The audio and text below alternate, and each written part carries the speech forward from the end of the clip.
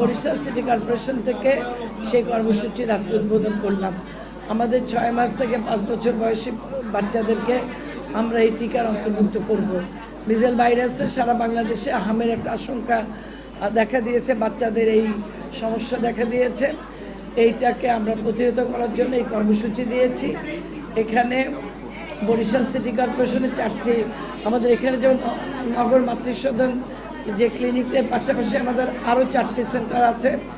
এছাড়াও বরিশালে 15টি কেন্দ্রে আমরা এই কর্মসূচি চালু করেছি। তার ভিতরে শেরেবাংলা মেডিকেল আছে, সদর হসপিটাল আছে, পুলিশ হসপিটাল সহ 15টি কেন্দ্রে আমরা সিটি কর্পোরেশনের মাধ্যমে এই কর্মসূচি বা এই হামের টিকার এটা আমরা শুরু করলাম। এবং একটি শিশু যেন বাদ না পড়ে এই কর্মসূচি বা এই টিকা থেকে, ওই আমাদের লক্ষ্যমাত্রা ওই পর্যন্ত থাকবে যে প্রতিটি শিশুকে আমরা এই টিকার ভিতরে আমরা অন্তর্ভুক্ত করব। এটাই ছিল মূল কর্মসূচি। আপনারা জানেন যে গতকালকে আমাদের মাননীয় প্রধানমন্ত্রী এবং মাননীয় স্বাস্থ্যমন্ত্রী তাদের যৌথ উদ্যোগে তাদের সিদ্ধান্তের পরিপ্রেক্ষিতেই সারা বাংলাদেশে আজকে এই কর্মসূচি উদ্বোধন হয়েছে। বরিশাল বিভাগে সারা বাংলাদেশে মোট 30টি উপজেলাকে একটু রেড জোন হিসাবে ঘোষণা করেছে, যেমন যেখানে হামের টিকার সংখ্যাটা বেশি।